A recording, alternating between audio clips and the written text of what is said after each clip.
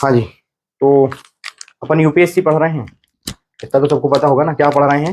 UPSC का paper 4 पढ़ रहे हैं, जिसको नाम दिया गया है एथिक्स।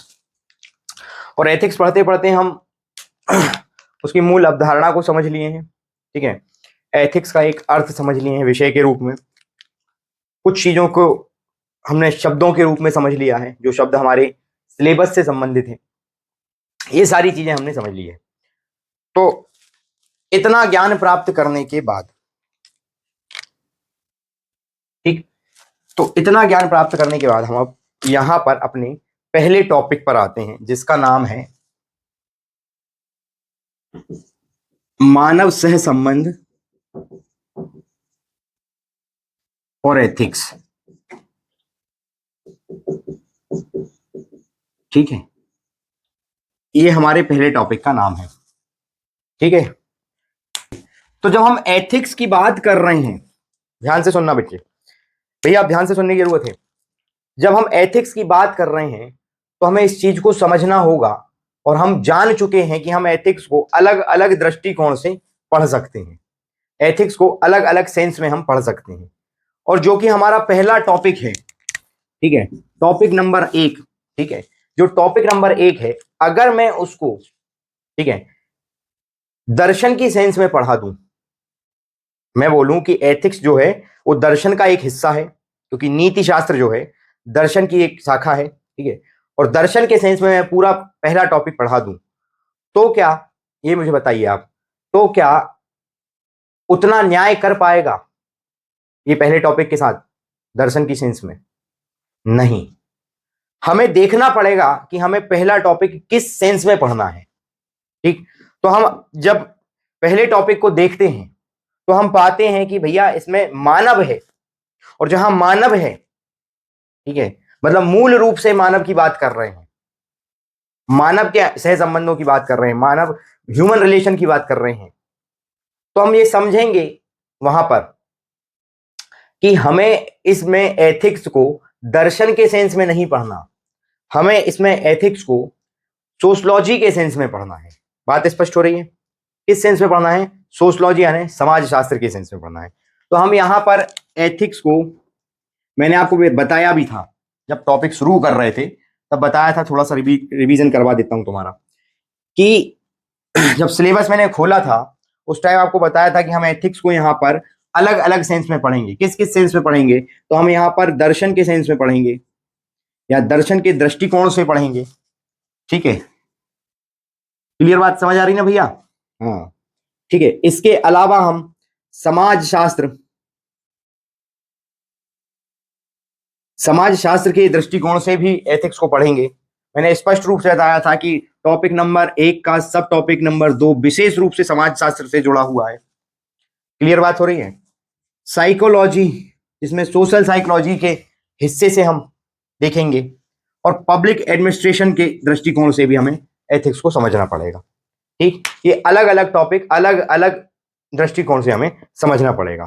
तो उसी कड़ी में चलते हुए हम जब पा रहे हैं, ठीक है, हम देख रहे हैं, हम समझ रहे हैं कि उसी कड़ी में टॉपिक 1 जो है वो समाज शास्त्र के दृष्टिकोण से हमें पढ़ना पड़ेगा। इतनी बात स्पष्ट है? तो चलिए भैया शुरू करते हैं। आप सब टॉपिक डाल लो भैया, मानव सह संबंध और एथिक्स। क्लियर बात है? क्योंकि अभी हमें एथिक्स को दर्शन के सेंस में नहीं पढ़ना। जब हम दर्शन के सेंस में एथिक्स को पढ़ेंगे तो यूनिट 5 पूरी की पूरी दर्शन के सेंस में पढ़ाएगी, दार्शनिक दृष्टिकोण से पढ़ना पड़ेगा। ठीक है, जबकि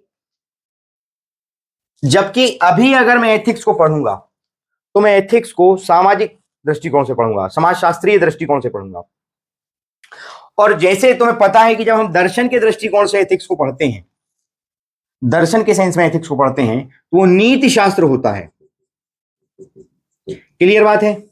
वो नीति शास्त्र होता है। इस एथिक्स का मतलब क्या हो जाएगा? नीति शास्त्र, जिसमें नियमों की बात होगी, ठीक है, सिद्धांतों की बात होगी, नैतिकता में किस स्तर पे हमें पहुंचना है उसकी बात होगी। ठीक है, लेकिन जब सामाजिक दृष्टिकोण से पढ़ते हैं, समाज शास्त्रीय दृष्टिकोण से हम एथिक्स को देखते हैं, तो यहां पे ये नीति शास्त्र ना हो करके, ठीक है, ये नैतिक व्यवस्था हो जाती है। क्या हो जाती है भैया? नैतिक व्यवस्था। नीति शास्त्र आप इसको नहीं कहोगे, आप इसको क्या कहने लगोगे, ये नैतिक व्यवस्था की बात कर रहे हैं हम यहाँ। कौन सी व्यवस्था की बात, तो नैतिक व्यवस्था। क्लियर है, आगे बढ़ूं, रुको, ठीक है। अब यहां पर हमें एथिकल सिस्टम की बात करना है। बात हम यहां पर भी नियमों की ही करेंगे, बात यहां पर भी हम नीति की करेंगे, नैतिकता की करेंगे, लेकिन एक सिस्टम के अंतर्गत व्यवस्थित रूप से उसको किस तरीके से जमाया जाए, उस स्तर पे हम बात करेंगे। जबकि दर्शन में हम ये बात करते हैं कि इस नियम से क्या प्रभाव पड़ रहा है, क्या प्रभाव पड़ना चाहिए, क्या प्रभाव पड़ सकता है, देखेंगे हम इसमें भी यही। ऐसा नहीं है क्या लगे, लेकिन हमारे विचार करने का जो तरीका है वो अलग हो जाएगा। बात स्पष्ट है, ध्यान दो अब, ठीक है। मैं इतनी चर्चा इस पर इसलिए कर रहा हूं, उसका कारण है, अगर मान लो कोई बच्चा डायरेक्ट एथिक्स की बुक पढ़ना चालू कर देगा और उस किताब को किसी दार्शनिक ने लिखी होगी, समझना बात को, ठीक है, किसी फिलोसफर ने, ठीक है, या फिलोसफी के मास्टर ने अगर एथिक्स की किताब लिखी होगी, तो उसका दृष्टिकोण निश्चित रूप से, और उस किताब का दृष्टिकोण निश्चित रूप से आपके दृष्टिकोण को दार्शनिक स्तर पे ले जाएगा, और आप यूनिट 2 के साथ वो न्याय नहीं कर पाओगे, ठीक है, जो दूसरा बच्चा समाज शास्त्रीय दृष्टिकोण रख करके कर पाएगा। बात स्पष्ट है। और हमारा उद्देश्य है 125 से 135 नंबर लाने का, ये हमारा उद्देश्य है, लक्ष्य है। तो हमें ये स्पष्ट होना चाहिए कि हमें कौन सी यूनिट किस दृष्टिकोण से पढ़नी है। क्लियर बात है। और अब आप जब इसको समझने के बाद कोई किताब पढ़ोगे तो आपको ये समझ आएगा कि ये किस शिक्षक द्वारा लिखी गई है, किस ये इस राइटर का, ठीक है, इस राइटर की पृष्ठभूमि क्या है, ये राइटर जो है वो किस बैकग्राउंड से आ रहा है, दार्शनिक बैकग्राउंड से आ रहा है, सोशलॉजिकल बैकग्राउंड से आ रहा है, ठीक है, कि साइकोलॉजिकल बैकग्राउंड से है, ऐतिहासिक बैकग्राउंड से है।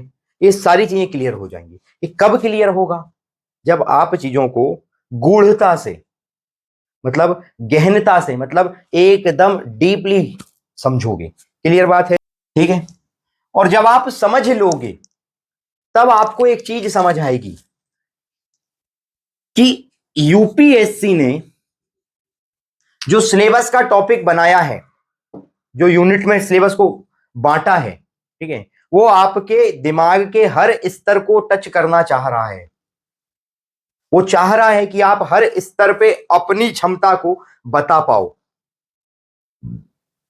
ठीक है, क्योंकि एथिक्स सिर्फ पेपर देने के लिए नहीं है, पूरे आईएएस का जीवन एथिकल होकर के चलना होता है, ठीक है। नैतिकता का पालन करना अनिवार्य है, वो बात अलग है कि नहीं करते, ठीक है, स्पष्टता आई। इसलिए हमें ये समझना अनिवार्य है। क्लियर बात है, आगे बढ़ जाऊं, ठीक। तो अगर मैं कहूं इसको सामाजिक दृष्टिकोण से, तो ये क्या शब्द बनेगा, नैतिक व्यवस्था। अब जब ये नैतिक व्यवस्था बन रहा है तो मैं बोलूं कि समाज जो है, सोसाइटी, अपने ही आप में एक व्यवस्था है। समाज जो है वो अपने ही आप में एक व्यवस्था है। तो आप क्या बोलोगे बताओ, ठीक है। समाज जो है नीति शास्त्र के अंतर्गत देखा जाए तो, ठीक है, नीति शास्त्र के अंतर्गत, ध्यान समझना बेटा, क्योंकि अगर मैं सोशियोलॉजी में ऑप्शनल में पढ़ाऊं या इंडियन सोसाइटी के अंतर्गत पढ़ाऊं, ठीक है, इंडियन सोसाइटी के अंतर्गत पढ़ाऊं, तो मैं वहां कुछ शब्दों को बदलूंगा, ठीक है। हर चीज में एक ही सेंस काम करे अनिवार्य नहीं, मैंने बताया है पर्यायवाची जैसे शब्द 100% वाला काम नहीं है, ठीक है, तो वहां कुछ शब्द बदले जाते हैं। हालांकि ये बात सही है कि एक सिस्टम के तहत ही हम काम करते हैं, और सोसाइटी जो है वो पूरा एक सिस्टम है, एक व्यवस्था है, ठीक है। उस व्यवस्था में नैतिकता को जोड़ दिया जाए, मोरल्स को जोड़ दिया जाए, ठीक है, मोरल्स को उसमें जोड़ दिया जाए, सबके अंदर मोरालिटी ला दी जाए, तो ये जो व्यवस्था है वो बहुत सुचारू रूप से चलेगी और बहुत स्मूथ चलेगी। स्पष्टता आ रही है। तो मैंने क्या कहा कि समाज अपने आप में एक पूरी व्यवस्था है, ठीक है, पूरी व्यवस्था है कंप्लीट। और इस व्यवस्था को चलाने के लिए कई सारी छोटी छोटी उप व्यवस्थाएं बनाई गई हैं। ठीक है, सब सिस्टम्स बनाए गए हैं। ठीक है, सब सिस्टम्स बनाए गए हैं इसको चलाने के लिए। अब कैसे सब सिस्टम्स रे मास्टर? बता रहे मास्टर, जादू तो दिखा दिया, ठीक है, अंत में जादू का तूने कुछ बताया ही नहीं कि ये कैसे हुआ, तो सीख के जाओ। देखो,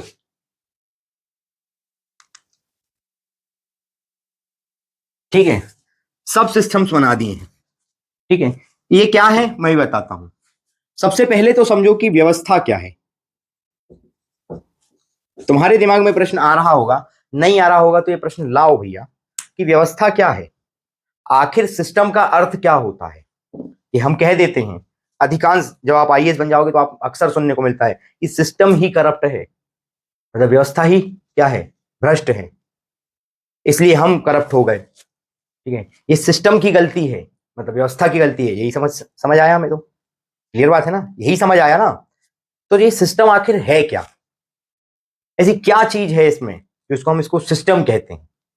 समझो बच्चे, ध्यान से समझना। देखो, सामान्य भाषा में आपने एक शब्द सुना होगा, ठीक है, कोई शादी चल रही है, कोई प्रोग्राम चल रहा है, ठीक है, छोटा मोटा कोई जरा जन्मदिन की पार्टी है, तो आप क्या बोलते हो? भैया पानी की व्यवस्था देख लेना, भैया खाने की व्यवस्था देख लेना, भैया सब्जी की व्यवस्था पूरी है नहीं है देख लो। ठीक है, उधर अलग चार लोग नशे में पड़े हुए क्या कहेंगे? शाम की व्यवस्था दिखवाओ भैया, शाम की व्यवस्था करवाओ, उनकी अलग व्यवस्था है। मतलब क्या भैया, सामान्य में तो आप ये समझोगे यार, मतलब कि इनको उस चीज की पूर्ति कर दो, यही समझ आ रहा है, पर ऐसा नहीं है। क्या है, समझो बात को। व्यवस्था का अर्थ होता है, ध्यान से समझना बच्चे, व्यवस्था का अर्थ होता है कि कोई भी चीज को इस तरीके से नियोजित करना, चलाना, उपलब्ध कराना, ठीक है, जिससे कि कोई भी काम बिना परेशानी के सरलता पूर्वक सुचारू रूप से चलता रहे। क्लियर बात आ रही है? क्योंकि अगर सुचारू रूप से नहीं चला, विघ्न आ गया, कोई परेशानी आ गई, तो वो काम क्या होगा? रुक जाएगा, ठप हो जाएगा, बंद हो जाएगा। और अगर वो काम बंद हो गया तो क्या हो गई? आप क्या बोलोगे उसको?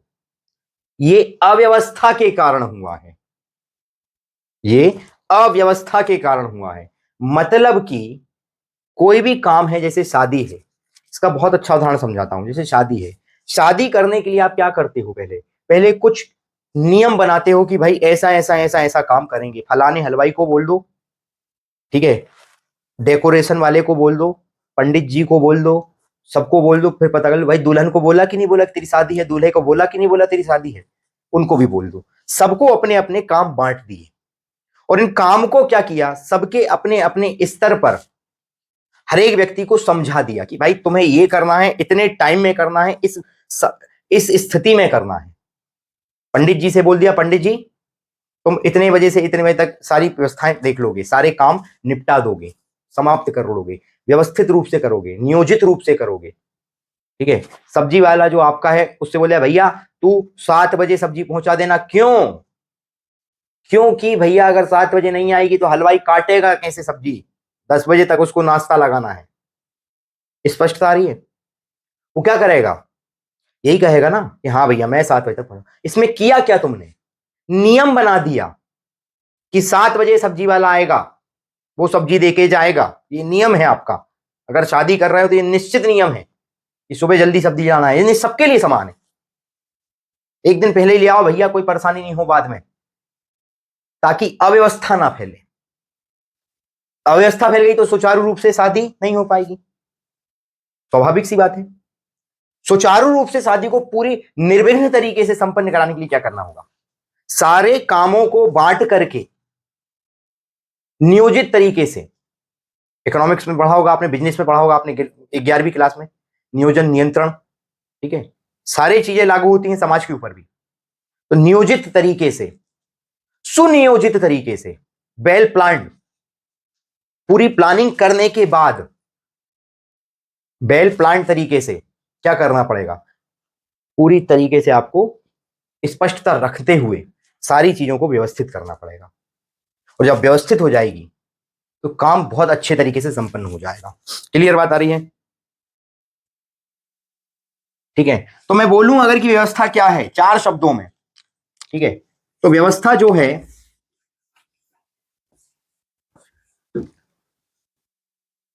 व्यवस्था जो है नियम, ठीक है, क्या है भैया? नियम प्लस क्रम। नियम है, किस क्रम में काम होना है वो क्रम का निर्धारण है। कोई भी नियम बनाया आपने, प्लान, चलो नियम को नियोजन बोल दो इसको, प्लान है, प्लान है, किस क्रम में उस प्लान को फॉलो करना है, किस क्रम में वो प्लान फॉलो होगा। क्लियर बात आ रही है समझ? ठीक है, किस जगह पर वो प्लान फॉलो होगा, सही जगह,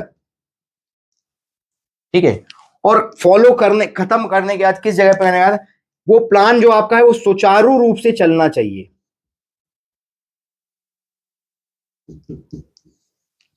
सुचारू रूप से मतलब रुकना नहीं चाहिए। पहले प्लान बनाया आपने, मान लो कि अब आपको कहीं जाना है, ध्यान से सुनना, एक उदाहरण इसमें क्लियर हो जाएगा। मान लो आपको कहीं घूमने जाना है, आप क्या करोगे, क्या करोगे बताओ? सबसे पहले 4 दोस्त इकट्ठा होंगे चाय की टपरी पे, चाय की टपरी पे बैठेंगे, बैठने के बाद क्या करेंगे, चाय बुलाएंगे, पिएंगे और बोलेंगे भैया हमें फलानी तारीख को फलानी जगह जाना है। मान लो कि किसी को कश्मीर जाना है, कैसे जाना है? उन्होंने कहा कार से चलेंगे, ठीक है चल देंगे। क्या करना पड़ेगा? उन्होंने कहा हमें जाना है, 4 दोस्त हैं, चारों दोस्तों को जाना है, एक कार ले लेंगे अपन। ये प्लान बन रहा है, देखो ध्यान से सुनो, कंप्लीट बना रहे हैं, इतने रुपए का खर्चा आएगा, इतने रुपए आपको रखना होगा, इस प्रकार के कपड़े रखना होगा, सारी बातें बता दी। अब इसको चलाना है, कैसे चलेगा समझो बात को। ये तो नियोजन हो गया, प्लान बन गया। किस क्रम में? तो बोलोगे भैया एक काम करो, सारे लोग फलाने चौराहे पे इकट्ठा हो जाना, मैं 7 बजे सुबह गाड़ी लेकर के आ जाऊंगा, उसमें आप बैठ जाना, जगह निर्धारित है। किस क्रम में? किस क्रम में बैठोगे? तो भैया जैसा जैसा जिसका घर पास होगा अपन वहां से जल्दी जल्दी आ जाना और सब जगह पे फाइनल करके बैठ जाना, ताकि अपन 7:15 तक यहां से निकल चलें, जिससे कि अपन अगले दिन, चलो अगले दिन तो नहीं, मतलब 2 दिन के अंदर, 48 घंटे में कश्मीर पहुंच जाए। अगर लेट हो गए तो बड़ी समस्या आ जाएगी, ये शब्द सुनना मेरे, लेट हो गए तो बड़ी समस्या आ जाएगी। मतलब क्या हो जाएगा? मतलब क्या हो जाएगा? अव्यवस्था आ जाएगी। हमने व्यवस्थित तरीके से इस काम को सुचारू रूप से चलाने के लिए जो प्लान बनाया है उसको अगर सही ढंग से नियमों में बांध दिया जाए, कोई भी प्लान को सही ढंग से नियमों में बांध दिया जाए, उसमें नियंत्रण भी होना चाहिए, तब वो नियम में बंधेगा। नियंत्रण क्या है भैया? क्या धमकी देते हो दोस्तों में? 7:15 बजे तक इंतजार करेंगे, नहीं आया तो हम, बोलो, निकल जाएंगे, यही बोलते हो। ये नियंत्रण कर दिया आपने, कर दिया नियंत्रण, करा नहीं करा? यार अब तो 7:15 को निकल जाएगा भैया, समझ आ रही है? तो ये है व्यवस्था, व्यवस्था का अर्थ ये है। और ये व्यवस्था के उपव्यवस्थाएं ये सब हैं, नियंत्रण, नियमन, संगठन, उपव्यवस्थाएं हैं ये सब, काय की? व्यवस्था की। ये सब व्यवस्थित कराने के लिए जरूरी है। नियंत्रण व्यवस्था बनाए रखने के लिए अनिवार्य है, व्यवस्था को बनाए रखने के लिए अनिवार्य क्या है? नियंत्रण। समझ रहे हो बात को? स्कूल में हो, सुचारू रूप से स्कूल चल रहा है, अगर मान लो बच्चे के ऊपर नियंत्रण नहीं रखा जाए तो वो क्या हो जाता है? उजड, उपद्री हो जाता है। भर के एक लपाड़ा मार दो, नियंत्रण में रहता है। वो बात अलग है कि आजकल अगर मार दो तो पुलिस बुला लाते हैं, लेकिन हमारे टाइम में तो ऐसा था कि नियंत्रण करने के लिए प्रिंसिपल मैडम बुलाती थी स्टेज पे, ठीक है, प्रार्थना चलती रहती थी, हे हंस वाहिनी ज्ञानदायिनी। प्रिंसिपल मैडम ने बुलाया स्टेज पे, अगर आप लेट आए हो तो। भर के सबके सामने 2 लपाड़े मारती थी। ठीक है, बात को समझना, उसमें ढीठ नहीं बनी, सुधार हुआ हमारे अंदर। आजकल अगर सबके सामने 2 लपाड़े मार दो तो बच्चा आत्महत्या करने चला जाता है। स्कूल के अंदर नियंत्रण ऐसे ही होता है, कायदे से। क्लियर बात है। अगर देखा जाए तो इस संगठन को, इस नैतिक व्यवस्था को समाज के अंदर बनाए रखने के लिए काय की आवश्यकता है? नियंत्रण की आवश्यकता है। जब नियंत्रण की आवश्यकता है तो नियंत्रण क्या हो गया मेरे भाई? नियंत्रण इस व्यवस्था का उपव्यवस्था हो गया, जिसके सहयोग से ये व्यवस्था चलाई जाएगी। अब आ गया समझ? अपन इसको स्कूल के उदाहरण से समझते हैं, क्योंकि स्कूल तो सब पढ़े हैं। आप स्कूल में गए, ध्यान से सुनना, आप स्कूल में बैठे हो, ठीक है, समझना बात को। ये व्यवस्था क्यों बनाई गई और ये व्यवस्था, इसको मैं व्यवस्था क्यों कह रहा हूं, ये समझना बस। ये व्यवस्था क्या होती है और क्यों क्या होती है, तो समझ गया क्यों बनाई जाती है और इसकी आवश्यकता क्यों पड़ती है। ये समझो, आप स्कूल जाते हो, बिना टेंशन के आप स्कूल में बैठे रहते हो, विश्वास है आप पास हो जाओगे, पढ़ोगे तो। बैठे हो, आपको मालूम है कि स्कूल में पानी की कमी नहीं होगी, पानी पर्याप्त मात्रा में मिलेगा, ठीक, कैसे मिलेगा?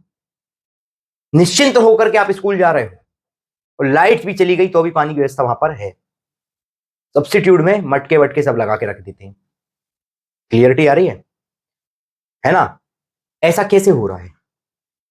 ऐसा तो है नहीं कि आप गए स्कूल में आकर बैठे हो और एकदम से पानी खत्म हो गया। कभी कभार वाली स्थिति छोड़ दो, ऐसा तो है नहीं कि आप स्कूल में गए और वहां पे जाकर पढ़ाई की जगह बोल दिया कि नहीं आज से हम एक दूसरे को मारना सिखाएंगे। ऐसा होता है क्या? नहीं। आपको पता है स्कूल में पढ़ाया जाएगा, क्यों? क्योंकि वहां पे वो नियमों से बंधा हुआ है। स्कूल के नियम कहते हैं कि वहां पर पढ़ाया जाएगा। वो बात अलग है कि आजकल पढ़ाई का स्तर बहुत गिरता जा रहा है, ठीक है, उसका भी कारण है, दोनों पक्ष जिम्मेदार हैं, बच्चा और टीचर, दोनों पक्ष। टीचर बच्चे को चिल्ला नहीं पा रहा, डांट नहीं पा रहा, मार नहीं पा रहा, सिर्फ लाड़ लाड़ से समझाना पड़ता है, तो वो समझता नहीं है। बच्चा ज्यादा कुछ तेज चिल्ला दिया, घर आके कंप्लेंट कर दी, घर वाले पहुंच गए स्कूल, ठीक, घर वाले कहां पहुंच गए? स्कूल, और कंप्लेंट कर दी स्कूल के नाम की, और ह्यूमन राइट वाले आके खड़े हो गए, ठीक है, आपने मानवता का उल्लंघन किया। अरे काय की मानवता का उल्लंघन मेरे भाई? वो कल मानवता का उल्लंघन कर देगा अगर इसको आज कंट्रोल नहीं किया तो। ये सब चीजें आपको पता है क्यों ऐसा हो रहा है, क्योंकि आपको मालूम है, आप निश्चिंतता के साथ क्यों हैं। ये आपको मालूम है कि एक कूलर चल रहा है, एक पंखा चल रहा है, वो गिरेगा नहीं, मालूम है कि हमने उसको कस दिया है, तैयार है, वो व्यवस्थित है। स्पष्टता ही। तो ये आपके मस्तिष्क के अंदर क्लियरिटी ला रहा है, निश्चिंतता ला रहा है, ठीक है, और निश्चिंत होगे तब जाके तो आप सुचारू रूप से काम कर पाओगे ना। नहीं तो काम में विघ्न नहीं आ जाएगा, काम में परेशानी नहीं आएगी। अगर व्यवस्था नहीं होगी तो काम में परेशानी आएगी, स्वाभाविक सी बात है। अगर मान लो मेरे को एक घर पोतना है, तो मैं क्या करूंगा? मैं पेंट का डब्बा लेके आऊंगा, मैं कुची लेके आऊंगा, ब्रश, पानी की सब व्यवस्थित करके रखूंगा। सब जैसे ही हुआ और मैंने मिलाया मिलुए पोतना चालू, काम पूरा संपन्न एक ही बार में। समझ गए बात को? मेरे को मालूम है, मैं निश्चिंत हूं कि मैंने ये सारी चीजों का इंतजाम पहले से करके रख लिया है, मतलब इसकी व्यवस्था मैंने करके रख ली है। क्यों? क्योंकि मैंने एक प्लान बनाया, क्रम में चीजों को इकट्ठा किया, किस जगह पे किस चीज की उपयोगी जरूरत पड़ेगी वो मैंने रखा उधर पर, ठीक है, और उसके बाद मैंने काम पे स्टार्ट कर दिया, तो वो अब काम बिना रुके चलेगा। अक्सर घरों में अव्यवस्थाएं देखने को मिलती हैं, और वो विशेष रूप से जब जब कोई काम की चीज चाहिए हो तब वो नहीं मिलती। ठीक है, मान लो घर से निकल रहे हो, शर्ट की बटन टूट गई, ओके, सुई चाहिए भैया, सुई दो, सुई, सुई सिलन वाली, सुई लाके तो मिलेगी नहीं, और ऐसे रोज तुम्हारे पैर में गड़ रही, लेकिन जब जरूरत हो तब नहीं मिलती। वो सामान्य प्रतिक्रियाएं हैं। क्लियर बात है? बोलो भैया। ठीक, यहां पे कुछ मूल नियम हैं स्कूल के अंदर जो सबके लिए कॉमन है, और उन कॉमन नियमों का सब पालन कर रहे हैं, इसलिए निश्चिंतता है। ये कॉमन नियम है कि ड्रेस पहनकर जाना है। ये कॉमन नियम है कि आपको फलाने पीरियड में बैठना है, ये वाला फलाना इतने बजे से इतने बजे तक इतिहास का पीरियड लगेगा, इतने से इतने बजे तक इंग्लिश का पीरियड लगेगा। ये फिक्स है, दिमाग आपका सेट है, माइंड सेट है, आप आराम से पढ़ पाओगे। जब माइंड सेट नहीं रहेगा, निश्चिंतता नहीं आएगी, आपको टेंशन सताएगी। और समाज के अंदर भी ये टेंशन अक्सर सता जाती है, अब क्या हो जाएगा, क्योंकि समाज कई हिस्सों में बंट जाता है। इस ही चीजों को नियंत्रित करने के लिए क्या डायलॉग देते हैं, क्या डायलॉग देते हैं? हम सब एक हैं, एक नियम का पालन करना चाहिए। यह हाँ, वो बात अलग है कि आप अपने व्यक्तिगत नियम जो है या कुछ धार्मिक आंतरिक नियम जो है उनको अलग अलग रख सकते हो, लेकिन अब जब आप सामाजिक स्तर पे आते हो, एक स्तर पे, तो आपको एक नियम को पालन करना चाहिए। अगर आप एक ही नियम का पालन करोगे तो ना तो आपके अंदर किसी प्रकार का क्रोध आएगा, ना लड़ाइयां होंगी, ना अव्यवस्था फैलेगी, ना टेंशन आएगा। लेकिन ये हमारे जो आंतरिक नियम है उनको हम बाहरी रूप से प्रकट कर देते हैं और अव्यवस्था आ जाती है। क्लियर हुआ बात? तो मेरा मूल उद्देश्य क्लियर हो गया। कुछ मूल नियम बनाए जाते हैं व्यवस्था में, हर व्यवस्था में, स्कूल व्यवस्था में। जैसे विवाह व्यवस्था है, विवाह व्यवस्था हिंदू विवाह में, विवाह भी एक व्यवस्था है, सिस्टम है एक विवाह का, संस्था कहलाती है विवाह संस्था है। ठीक है, अपन विवाह की बात कर रहे हैं तो मान लो विवाह भी एक व्यवस्था है। इसमें एक नियम है कि भाई हिंदू अगर विवाह कर रहा है तो सप्तपदी से विवाह करेगा,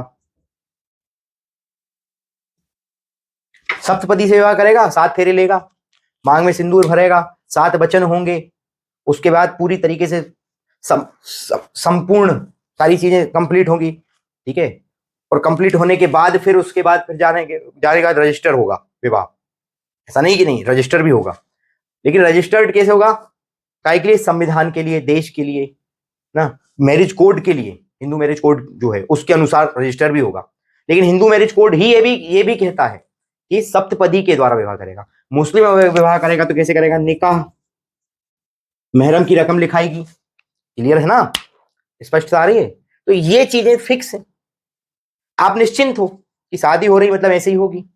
वो बात अलग है कि आजकल तो हाँ, ये ले अंगूठा काटा, और भर दी मांग, हो गई शादी, आज से तू मेरा मैं तेरी, बात खत्म। वो बात अलग है, वो चलन है, वो व्यवस्था के अंतर्गत नहीं है। ठीक है, इसीलिए सुचारू रूप से नहीं चल पाए, क्योंकि स्पष्टता नहीं थी। अधिकांश जब आप तलाक पढ़ोगे, ठीक है, डिवोर्स डिवोर्स सिस्टम, तो आप देखोगे, रेशो देखोगे, ठीक है, उनके आंकड़े देखोगे ना तलाक के, तो आपको देखने को मिलेगा कि अधिकांश प्रेम विवाह में, ठीक है, जो नकली प्रेम विवाह है, प्रेम विवाह असली अलग होते हैं, नकली अलग होते हैं, जो अधिकांश प्रेम विवाहों की स्थिति तलाक के स्तर पर जाती है, उसका कारण अव्यवस्था, कोई सिस्टम नहीं है। और बिना सिस्टम के ना तो आपका जीवन चल सकता है, ना आपका विवाह चल पाएगा। ये स्पष्टता है। मोड़न धक्के मोड़ी शादी कर ली, लियो, ठीक, 4 दिन सुखी रहे, 5वें दिन घर लेके आ गए। अभी तक लड़की और लड़के स्वतंत्र माइंड सेट के हो गए थे। घर आके देखा तो बासन भी मांजनो है, झाड़ू भी लगानो है, कर्तव्यों का पालन भी करना है, वो तो हो नहीं रहा। तलाक, निकल, कहानी खत्म। लड़का डिप्रेशन में और लड़की डिप्रेशन में थोड़े दिन, फिर लड़के ने नई लड़की पटा ली, लड़के ने नए लड़का पटा लिया, कहानी खत्म, अगली कहानी चालू। ये है आजकल समाज का दृष्टिकोण। ये क्यों है? क्योंकि अव्यवस्था है। क्यों है? क्योंकि उस व्यवस्था को चलाने के लिए जो उपव्यवस्था है, नियंत्रण, वो कमजोर पड़ रहा है। स्पष्टता आई? अब बोलो भाई, इससे ज्यादा और क्लियर तो नहीं करना कि और क्लियर करना है? मेरे हिसाब से तो आ गई होगी, नहीं आई आप मेरे को बताओगे, मैं वो भी स्पष्ट कर दूंगा। आप मेरे को डायरेक्ट कॉल करना, मैं बता दूंगा कि ये चीज हमारे दिमाग में आ गई कि व्यवस्था क्या है, उपव्यवस्था क्या है। अब एक चीज और समझो, इस व्यवस्था को बनाने के लिए जैसे नियंत्रण जरूरी है, मान रहा हूं, लेकिन सबसे बड़ी भूमिका है वो है मूल्यों की। काय की? मूल्य यानी वैल्यू सिस्टम की। वैल्यू की जो व्यवस्था की गई है, वो व्यवस्था को, पूरी सामाजिक व्यवस्था को अगर कंट्रोल करने का या पूरी तरीके से बांध कर रखने का अगर कोई काम करता है तो वो मूल्य करते हैं। जितने मजबूत आपके मूल्य होंगे, उतना मजबूत आपका चरित्र होगा और उतना ही मजबूत आपका समाज होगा, ये निश्चित बात है। और जितने कमजोर आपके मूल्य होंगे, वो आज की जो स्थिति है कमजोर मूल्यों के कारण है। ठीक है? आज की जनरेशन के अंदर या आज की सोसाइटी समाज के अंदर मूल्यों का कमजोर होना ही समाज में बिखराव ला रहा है। समझ आ रही बात? अगर आपके मूल्य मजबूत हैं, ठीक है, नैतिक मूल्य, उसमें भी मुख्य रूप से नैतिक मूल्य, ईमानदारी, सच बोलना, सहयोग की भावना, ठीक है ना, ये नैतिक मूल्य है हमारे, ये कमजोर है। और यही कमजोरी के कारण क्या हो रहा है, मर रहे हैं, एक दूसरे को मार रहे हैं, लड़ रहे हैं, सब जितनी भी प्रपंच हो रहे हैं ना, वो नैतिक मूल्यों की कमी के कारण। तो सामाजिक व्यवस्था को चलाने के लिए या मजबूत बनाने के लिए सबसे बड़ा योगदान किसका है? मूल्य यानी वैल्यू का है। और मैंने बता चुका हूं, वैल्यू यानी कीमत, क्लियरिटी थी, मूल्य में समझा चुका हूं। आप क्या त्यागने के लिए तैयार हो, वो मूल्य है। स्पष्टता आई? बोलो भैया। मूल्य में मतलब इसलिए सबसे ज्यादा महत्वपूर्ण है क्योंकि ये आपको बचपन से प्राप्त हो रहे हैं, और बचपन से आप जिन मूल्यों पर जिन मूल्यों को अपने अंदर ढाल लो, ठीक है, ढाल लो, अच्छे मूल्य की बात कर रहा हूं, नैतिक मूल्य की। अगर ये नैतिक मूल्य आपने बचपन से अपने अंदर इकट्ठा कर लिए, इन पर आप चल रहे हो, तो निश्चित रूप से एक बात मानना, हो सकती है थोड़ी परेशानी आपको, लेकिन आप सामाजिक स्तर पर सुधार कर दोगे। ये बात आप ये तय मान के चलो। परेशानी होगी, अगर आप ईमानदार हो, ठीक है, ईमानदार हो, परेशानी होगी, बहुत परेशानी होगी। जैसे रिंकू सिंह राही आईएएस, परेशानी हुई, लेकिन सामाजिक स्तर पर परिवर्तन करने के लिए वही व्यक्ति बना है जो बचपन से नैतिक मूल्यों को जी रहा है। क्लियर बात है ना? इसीलिए सामाजिक व्यवस्था को चलाने के लिए सामाजिक व्यवस्था में सबसे महत्वपूर्ण योगदान कोई चीज है तो वो क्या है? वैल्यू। क्लियर बात है? क्लियर है ना? ये वैल्यू ही हमें सिखाती है, ये वैल्यू ही हमें सिखाएगी कि बिना बात के किसी को परेशान बोलो नहीं करना है, हमें सभी का सहयोग करना है। ये वैल्यू ही सिखा रही है, कोई दूसरा नहीं सिखा रहा। वैल्यू कमजोर है, आपके मूल्य कमजोर हैं, तो आप क्या करोगे? कईयों को देखा होगा, राह चलते चलते चलते चलते जा रहे हैं और पांव घिसटा दिया, गाड़ी चला चलाते कुत्ता भौंकना चालू करवा दिया। करते हैं ऐसा? कईयों को आपने देखा होगा, ऐसे ही गाड़ी चला रहे, पीछे से दौड़ते दौड़ते और एकदम से थप्पड़ मार दिया, प्रैंक प्रैंक बोल दिया। ये कमजोर वैल्यू के लोग हैं। कई बार प्रैंक इतने भयानक दुष्परिणाम देते हैं ना, प्रैंक जिनको बोलते हैं ना, प्रैंक करके वीडियो बनाते हैं, ठीक है, करो हमारे साथ प्रैंक, हम बता रहे थे, हम भी ऐसे ही मजाक कर रहे हैं, आपने मजाक किया, हमने भी कर दिया, मजाक मजाक मजाक करके हंसते हुए निकल गए। लेकिन कई बार ये प्रैंक कितनों की जान ले रहे हैं। ये रोज पेपर में आ रहा है, डेली पढ़ता हूं मैं कि फलानी रील बनाने के चक्कर में 4 लोग मर गए, इस प्रैंक में फलाने व्यक्ति को अटैक आ गया। ये सिस्टम की कमजोरी है। कौन से सिस्टम की? वैल्यू सिस्टम की कमजोरी। ये बचपन से जिनके वैल्यू सिस्टम में कमजोरी है ना, वो ऐसे अनैतिक लोग निकल जाते हैं। नैतिक हैं पर अनैतिक निकल जाते हैं। स्पष्टता आ रही है? बोलो भाई। क्लियर हुआ? ठीक। और ये तो तुम्हें मैं पहले ही बता चुका हूं कि ये व्यवस्था जो है, जिसमें मैं सामाजिक व्यवस्था की बात कर रहा हूं, ये शुरू से तो हमें नहीं मिली। हम जैसे जैसे आगे बढ़ते गए, विकसित होते गए, दिमाग का उपयोग करने लगे, तर्क लगाने लगे, उसके बाद हमने इसको व्यवस्थित करके इस व्यवस्था को लागू करवा लिया, तो इस व्यवस्था के अंतर्गत हम आ गए। नहीं तो पहले तो हम, वही तुम्हें मालूम है ना, बिना कपड़ों के घूम रहे थे, कच्चा मांस खा रहे थे, जानवरों को मार के खा ले रहे थे, गुफाओं में रह रहे थे, समूह में रहना चालू किया, फिर बस्ती बसाई, धीरे धीरे आगे बढ़े और आज हम बोलते हैं कि हम आज मॉडर्न जमाने के लोग हैं। हालांकि तुम मॉडर्न जमाने के लोग नहीं हो, तुम सिर्फ मॉडल जमाने के लोग हो, ये बात अलग है। ठीक है, समझ रहे हो ना? मॉडर्न यानी होता है वैज्ञानिक दृष्टिकोण रखना, वो मॉडर्न कहलाता है। और मॉडल यानी होता है कि कपड़े पहन लो स्टाइलिश, या कपड़े मत पहनो। ठीक है, क्लियर? मैं बहुत स्पष्ट बोलता हूं। ठीक है, मॉडर्न यानी होता है आपका बौद्धिक स्तर ऊंचा होना, वैज्ञानिक दृष्टिकोण से आपका सोचने का तरीका होना, तर्कपूर्ण तरीके से सोचना, वो कहलाता है मॉडर्न। ठीक है, और आज का जो समाज है वो मॉडर्न कम मॉडल ज्यादा बना जा रहा है। मॉडल मतलब कैसे? स्टाइलिश कपड़े पहन लो, फॉर्च्यूनर ले लो, डिफेंडर ले लो, बिना कपड़ों के घूम लो। ठीक है, एक्चुअल में क्या है कि हम स्वतंत्र हैं, एक्चुअल में हम स्वतंत्र हैं और हम मॉडर्न हैं। हम मॉडर्न ख्याल के, मॉडर्न ख्याल छोटे कपड़े, कम कपड़े, बिना कपड़े के जीना मॉडर्न ख्याल नहीं कहलाता है। मॉडर्न ख्याल वो कहलाता है कि आपका दृष्टिकोण क्या है, वैज्ञानिक दृष्टिकोण है, तर्कपूर्ण आपकी बुद्धि चल रही है या नहीं। ठीक है, ये कहलाता है मॉडर्न। बाकी सब मॉडल बने घूम रहे हैं, और मॉडल यानी होता है नमूना। मॉडल को हिंदी में कहते हैं नमूना। तो आप डिसाइड कर लो आप मॉडर्न हो या मॉडल हो। क्लियर बात? ठीक, तो ये जो व्यवस्था है वो क्या लाती है आपके अंदर? निश्चिंतता लाती है। क्या ला रही है? निश्चिंतता। आप निश्चिंत रूप से कहीं भी जा सकते हो, आ सकते हो, बैठ सकते हो, घूम सकते हो, रह सकते हो। यह है सामाजिक व्यवस्था। सामाजिक व्यवस्था में निश्चिंतता कैसी हुई?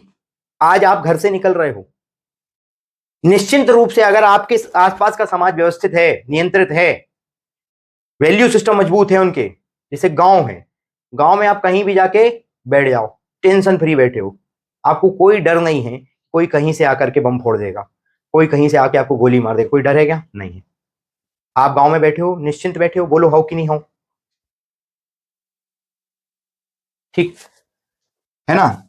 आप जा रहे हो, कोई भी दिखा, भैया 2 मिनट यार वहां तक छोड़ दे, बिल्कुल निश्चिंत हो कि वो आपको कुछ करेगा नहीं, कोई टेंशन नहीं। ये उस समाज के अंदर देखने को मिलता है जिसके वैल्यू सिस्टम मजबूत है। ठीक है, समझ आ रही है? बोलो नहीं तो जिसके वैल्यू सिस्टम कमजोर है, जिसकी वैल्यूज कमजोर हैं, मूल्य जिसके कमजोर हैं, वो क्या करेगा? वो हीन भावना में रहेगा, उससे भय पैदा होगा। ठीक है, अब आप वहां निश्चिंत नहीं हो। मैं एक प्रश्न अगर बोलूं, इससे प्रश्न बना है इसलिए बोल रहा हूं, ग्रामीण परिवेश और शहरी परिवेश में निश्चिंतता के अंतर्गत अंतर देखने को मिलता है, ऐसा क्यों? बोलो। क्योंकि ग्रामीण परिवेश एक दूसरे से जुड़ा हुआ समाज है। हालांकि ये सोशलॉजी में प्रश्न देखने को मिलता है, लेकिन अगर कोई सोशलॉजी ऑप्शनल जिसका होगा तो उसमें प्रश्न मिलेगा, लेकिन हम इसको नैतिक स्तर पर देख रहे हैं। ठीक है, क्योंकि ग्रामीण परिवेश जो है वो जुड़ा हुआ है, निश्चिंत घूमता रहता है, बिल्कुल टेंशन फ्री। देखो ना आप, आपका बच्चा है छोटा सा, मान लो खरगोश सरी का है, 2 साल का है, पूरे मोहल्ले में घूम रहा है बिल्कुल टेंशन फ्री। क्यों घूम पा रहा है? क्योंकि हमारे मोहल्ले का, जिसको हम समाज कह रहे हैं ना, मोहल्ला जो है जिसको हम समाज कह रहे हैं, वो समाज व्यवस्थित रूप से, नियंत्रित रूप से, मजबूत वैल्यूज के साथ चल रहा है। क्या वैल्यू है उसकी? उसकी वैल्यू है, ये बच्चा है, छोटा बच्चा है, भगवान स्वरूप है, आने दो, खाएगा, 2 रोटी खाएगा, खिला देंगे, खिलाएंगे उसको, घुमाएंगे फिराएंगे, और शाम को या दोपहर में घर ले जाके छोड़ देंगे। वो बात अलग है कि आजकल मनुष्य की मति भ्रमित हो रही है, मति भ्रष्ट हो रही है, मति खराब हो रही है। वो किस किस स्तर की घिनौनी हरकतें करता है बच्चों बच्चियों के साथ। ठीक है, इसलिए मैं मनुष्यों पर विश्वास नहीं कर पा रहा हूं, मूल कारण है। खैर, जबकि शहर में आप जाओगे तो आपका बच्चा आपके कमरे में है, कोई से बात करने में भी आपको 10 बार सोचना पड़ता है। क्यों? क्योंकि आपको मालूम है कि हम इसको जानते नहीं। और गांव में तो किसी को जानो नहीं जानो पटक दो, देख लेगा वो। क्लियर बात हो रही ना? बात समझ आ रही है? बोलो। क्यों? क्योंकि वहां नियंत्रण है। समझ आ रही? उस एक दो समाज का उदाहरण है, एक में शहरी समाज है जिसमें नियंत्रण की कमी है। ग्रामीण समाज में नियंत्रण की अधिकता है। क्लियर बात है। अब मैं अभी क्लियर कर देता हूं कि किस प्रकार का नियंत्रण है। नियंत्रण है, क्यों है नियंत्रण? क्योंकि वहां का हर एक व्यक्ति भी नियंत्रित है।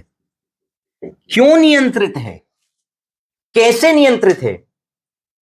तो देखो बच्चे, समाज का कोई भी व्यक्ति हो, आप हो, मैं हूं, चाचा हो, बाबा हो, दादा हो, भाई हो, काका हो, हीरो हीरोइन हो, क्रिकेटर हो, कोई भी हो, दो प्रकार से नियंत्रित होता है। कितने प्रकार से नियंत्रित होता है? दो प्रकार से। एक होता है समाजीकरण से, सोशलाइजेशन, और एक होता है सोशल सेग्नेशन से। सोशल सेग्नेशन यानी अनुशासकी, अनुशासकी यानी अनुशासन से कुल मिला के।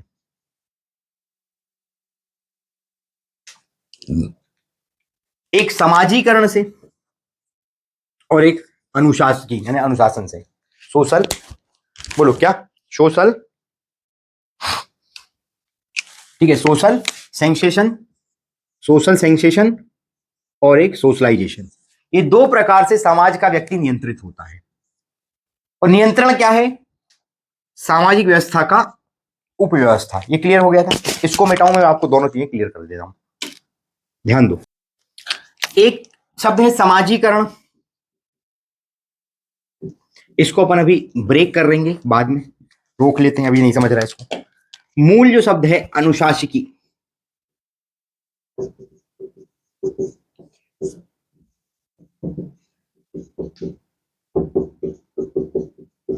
सोशल सेंसेशन, ठीक है,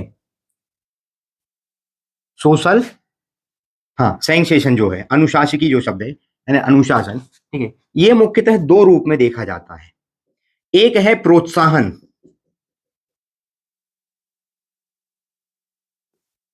ठीक है, एक प्रोत्साहन और एक दंड। आप में अनुशासन लाने के लिए दो प्रकार उपयोग, दो तरीके उपयोग किए जाते हैं। या तो आपको प्रोत्साहित कर दिया जाएगा, अरे क्या गजब का काम करता है रे दादा, मजा ही आ गया, समझना, आप नियंत्रित रहोगे। इज्जत दे दो बहुत किसी को, वो इज्जत खोने के डर से नियंत्रण में रहेगा, गलती करने से बचेगा। या लपाड़ा मार दो किसी में भर के, भय के कारण गलती करने से बचेगा, ठीक है। लपाड़ा लेकिन अकेले में ले जाके मारना, मैं बता दूंगा सारी चीजें, ठीक है। ये दो प्रकार है, समाजीकरण और अनुशासकी। इन दो तरीके से कोई भी मनुष्य समाज का जो है वो नियंत्रित होता है। कैसे नियंत्रित होता है? तो ये दो तरीके से। क्लियर बात हो रही है? ठीक है। और ये वाला जो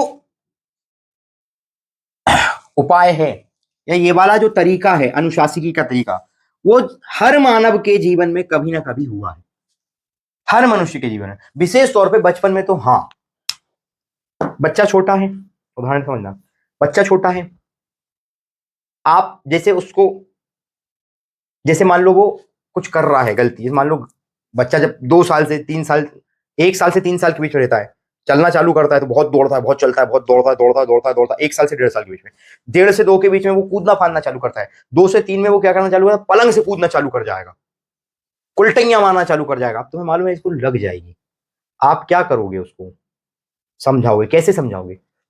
विशेष तौर पर उसकी माँ, ठीक है, अगर माँ है तो माँ के पास बच्चा ज्यादा रहता है, माँ क्या बोलेगी? ऐसा लपाड़ा दूंगी, 2-3 लपाड़े मार दिए, थोड़ी देर रोया, लेकिन उल्टा ही मारना, उल्टाइयां मारना, ऊपर से अनावश्यक रूप से कूदना उसने बंद कर दिया। ये एक तरीका है दंड। एक क्या है? प्रोत्साहन। स्कूल में गए, बोलो स्कूल में गए, इससे सोचते हैं, ये हालांकि गलत तरीका है, ये एक गलत तरीका है। अगर बच्चे को प्रोत्साहित करना है ना, उसको अकेले में ला करके प्रोत्साहित करो। दंड देना है तो उसको अकेले में ला करके दंड दो। सबके सामने दंड देना और सबके सामने प्रोत्साहित करने में बड़ी समस्या होती है। मैं आगे कभी बहुत विशेष सेशन लूंगा इसके लिए। ये दुविधा देखने को मिल रही है और इसके कारण, इस दुविधा के कारण जो असुविधा हो रही है लोगों में, वो भी देखने को मिल रही है। क्या होता है सामान्यतः? स्कूल में गए, फर्स्ट प्राइज, 10वीं का रिजल्ट अभी आया, फर्स्ट प्राइज, ये लो। वो बच्चा तो बिल्कुल प्रोत्साहित हो गया एकदम, अरे वाह प्राइज मिल गया। उसको देख करके स्कूल वाले ये विचार कर रहे हैं कि लोग जो है वो बच्चे जो है वो क्या करेंगे, इसको देख करके मेहनत करना चालू करेंगे और इसके जैसा बनेंगे, इसके जैसा बनने के लिए मेहनत करेंगे। 99% लाने के लिए नहीं कि उस भैया ने 99% आया इसलिए हमने उसको प्रोत्साहित किया, नहीं। अब वो व्यक्ति बच्चे के जैसा बनना चालू करने लगेंगे, जो कि गलत है। प्रोत्साहित आपको बच्चों को करना है, ठीक है। प्रोत्साहित अगर आपको चाहिए ना, अलग से मैं तेरे को बेटा, अगर तू पास हो जाएगा तो मैं तेरे को कार दिला दूंगा, ये प्रोत्साहन आपने दे दिया बच्चे को।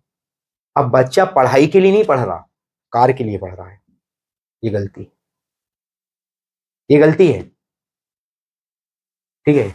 मूल रूप से अगर देखा जाए ना, तो समाज को अगर अनुशासन में लाना है तो दंड से लाओ। दंड कैसे दो? अकेले में दो। दंड कैसे दो? अकेले में दिया जाए, सुधर जाएगा वो, परमानेंट सुधर जाएगा। अगर अकेले में अगर बाप ने सही से कमरा बंद करके बेल्ट से कुटाई कर दी लड़के की, तो ना तो वो कभी जीवन में हतोत्साहित होगा, डिप्रेशन में जाएगा, ना तो वो कभी जीवन में डिप्रेशन में जाएगा, ना वो कभी हारेगा, और ना वो कभी रोएगा, और ना वो कभी परेशान होगा। हर परिस्थिति से लड़ने की क्षमता आ जाएगी उसके अंदर। शर्त इतनी है, ठीक है, कि जितने भी जो आजकल की जनरेशन के लोग बाप बनेंगे, बाप तो नहीं बनेंगे आजकल की जनरेशन में, पिताजी बनेंगे, पापा बनेंगे, ठीक है, जो पापा बनेंगे, ठीक है, वो बाप बन जाए एक समय के लिए, ऑटोमेटिक बच्चा सुधर जाएगा। 5 साल की उम्र तक बच्चे को कुछ नहीं बोलना है, जो करना है करन दो। 5 साल के बाद उसको समझाना है बिठा करके, बेटा ये चीजें होती हैं, ऐसे होता है, फलानी चीजें ऐसी होती हैं, हमें नैतिक बनना है ना, हमें समाज का अच्छा करना है, समाज में कुछ चेंज लाना है, ये चीजें उसको सिखाना पड़ेगी। 5 साल से 10 साल तक, 10 साल से 14 साल तक उसको प्रैक्टिकली चीजें समझाओ, दिखाओ कि ये देखो ऐसा हो रहा है, ये इधर 5 साल से 10 साल तक उसको प्रैक्टिकली चीजें दिखाओ, ये करने से ये होता है, ये करने से ऐसा होता है, समझाओ अच्छे से और दिखा के प्रैक्टिकली। 10 साल से 14 साल तक उस पर चेक करो कि ये उस पर फर्क आया कि नहीं आया। नहीं आया, 14 साल में उसको ले जाओ कमरे में और भर के 20 लपाड़े मारो, 4 बेल्ट मारो, 3 लात मारो, 2 घंटे रोन दो। क्लियर बात है ना? 2 घंटे रोन दो। बीच बीच में 14 साल जब तक हो रहा है ना, वो 5 साल से 14 साल का जब तक हो नहीं हुआ, उस बीच में आप 3 एक बार उसको रूपक दे दो दंड के, कि ऐसा हालत कर दूंगा, ये रूपक पटक दो, और 14 साल में एक बार भर के कुटाई कर दो। जीवन नहीं खराब, गलती करेगा वो, पूरे जीवन बता रहा हूं, कभी गलती कर ही नहीं सकता वो। क्यों? क्योंकि उसके अंदर एक एक बाप का डर रहेगा। अब तुम बोलोगे भैया डर क्यों बिठालना? बाप की मार का डर नहीं रहेगा, बाप के सम्मान का डर रहेगा। समझ आ रहा है? मार का डर नहीं रहता उसमें, फिर सम्मान का डर हो जाता है। 14 साल से पहले करना पड़ेगा, लेकिन समझ रहे हो? कई बार हाथ से और निकल रहा है तो 14 से 18 के बीच में कर लो बस। और 18 के बाद अगर आपने किया तो वो आपको पलट के जवाब दे देगा, या पहली चीज, या फिर आत्महत्या कर लेगा, दूसरी चीज, या फिर जाके डिप्रेशन का मरीज बन जाएगा। ये समस्या आ रही है आज की जनरेशन में, आज की जनरेशन की ये मूल समस्या है। कारण दंड देखा नहीं आज तक, सिर्फ प्रोत्साहन प्रोत्साहन पे ध्यान दिया, सिर्फ प्रोत्साहन प्रोत्साहन पे ध्यान दिया, और बच्चा प्रोत्साहित होते होते होते होते 12वीं तक पास हो गया। समझना मेरी बात को, प्राइज ही प्राइज जीत के आया, घर में प्राइजों का ढेर लगा है, और पहली बार यूपीएससी देने आया और फेल हो गया, भयंकर डिप्रेशन का शिकार। नीट के बच्चे, जो नीट के बच्चे मतलब डॉक्टरी वाले बच्चे हैं, 12वीं तक 99.99 100% बन रहे हैं, प्राइज ही प्राइज दे रहे हैं। पहली बार नीट देने गए, फर्स्ट अटेम्प्ट दिया, बंद कमरे में पढ़ रहे हैं जिसमें रोशनी तक नहीं आ रही है, ट्यूबलाइट जला के पढ़ना पड़ रहा है। कोटा बोलते फैक्ट्री, नीट की फैक्ट्री, मौत की फैक्ट्री है वो। चेक करो डाटा उठाकर, पता चल जाएगा कितने लोग मर रहे हैं कोटा में, दिल्ली में, इंदौर में, बड़े बड़े उन सारे हबों में जो एजुकेशन हब कहलाते हैं। क्यों मरते हैं? 12वीं तक खूब प्रोत्साहित हुए हैं, बौद्धिक विकास करने की उम्र थी, बांध के रख लिया, ठीक है, सिर्फ प्रोत्साहन प्रोत्साहन दिया हमको। प्रोग्रेसिव प्रोग्रेस बताई उनको, प्रोग्रेसिव प्रोग्रेस बताई, ऐसा हो गया, ये हो गया, ये लो फोटो आ गई, पेपर में फोटो आ गई, 10वीं क्लास इंटरव्यू हो गए 11वीं 12वीं में 100% में, टीवी पे आ गए। अब तो वो फूले ना समाये। और नीट में आए, फर्स्ट अटेम्प्ट फेल हो गए, फेल होते से डिप्रेशन में चले गए। क्यों? कि अभी तक उनको आदत क्या थी? सिर्फ जीतने जीतने की। हार उनने देखी नहीं आज तक, यहाँ हार देख ली, मर गए, सीधा आत्महत्या। यूपीएससी सेम काम, कोई भी कंपटीशन एग्जाम सेम काम। ठीक है, ये कारण है, ये मुख्य कारण है, इन पे विचार करने की आवश्यकता। क्यों आवश्यकता है भैया? ये तो कोई फालतू बात कर रहे हैं, फालतू बात में करता ही नहीं है, तो मालूम है ये फालतू बात में करता ही नहीं हूं। मैंने जितना अभी तक पिछले 12 दिनों में पढ़ा दिया है, 15 क्लास में, 10 12 15 क्लास, जितनी भी क्लास हो गई, देख लो, अगर उससे संबंधित कोई प्रश्न नहीं आया हो पेपर में तो आया ही होगा, आया ही होगा, क्या आया है, चेक कर लेना, पीवाईक्यू चेक कर लो, आप तो मिल जाएंगे आपको। बात समझ आ रही है? ये होता है एक स्ट्रेटेजिक तरीका, एक पूरी स्ट्रेटेजी होती है ये, किस तरीके से बच्चे को अनुशासित बनाया जाए। बच्चा अनुशासित मतलब क्या? मनुष्य है वो भी, मनुष्य ने क्या, समाज का हिस्सा है वो भी, मतलब समाज अनुशासित होगी कि नहीं होगी? कुछ समाज को अनुशासित करने के लिए दो ही तरीके हैं, एक सामाजिक कारण, ठीक है, और एक अनुशासिकी यानी सोशल सेक्सेशन। क्लियर बात है? बोलो। मान लो एक बच्चा अभी पैदा ही हुआ है, 2 घंटे 3 मिनट का बच्चा है, 2 घंटे 3 मिनट का बच्चा है, उसको कुछ नहीं पता। अब तुम उसको क्या बोलोगे? वो नैतिक है, अनैतिक है,